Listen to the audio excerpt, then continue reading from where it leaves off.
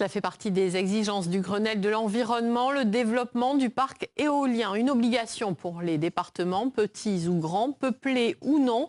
De nouvelles éoliennes doivent être installées. Cela va être le cas en Lozère, mais cela ne se fait pas sans grincement de dents. Alexandre Grelier et Yannick Le Ternier. Pour l'instant, elles sont 7, mais il pourrait bientôt y en avoir 5 de plus. Car les vents lozériens aiguisent les appétits des professionnels de l'énergie, pour le plus grand malheur des riverains du village de Servières. Si on détruit le patrimoine paysager du Nord-Lozère, qu'est-ce qui va nous rester? Moi, personnellement, je ne sais pas si je resterai en Nord-Lozère, parce que le choix de vie que j'ai fait, il est pour le cadre. Il est pour le cadre.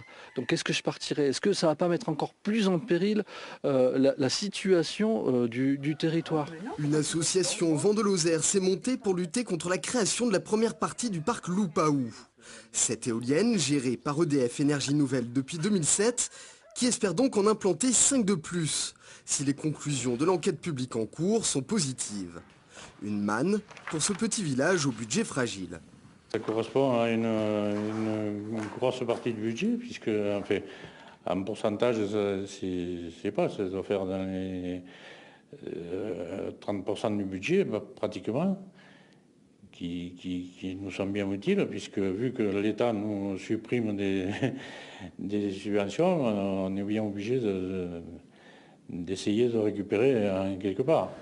La brume a beau recouvrir les éoliennes de temps à autre, impossible pour les riverains d'oublier leur présence, entre crainte pour la qualité de l'eau et nuisances sonores trop grandes.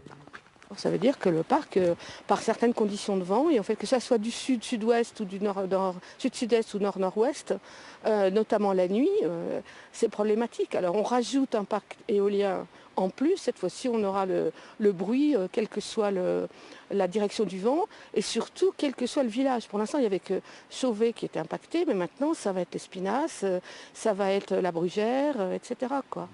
EDF a dû retoquer son projet d'extension du parc éolien une première fois en raison des craintes soulevées par l'association.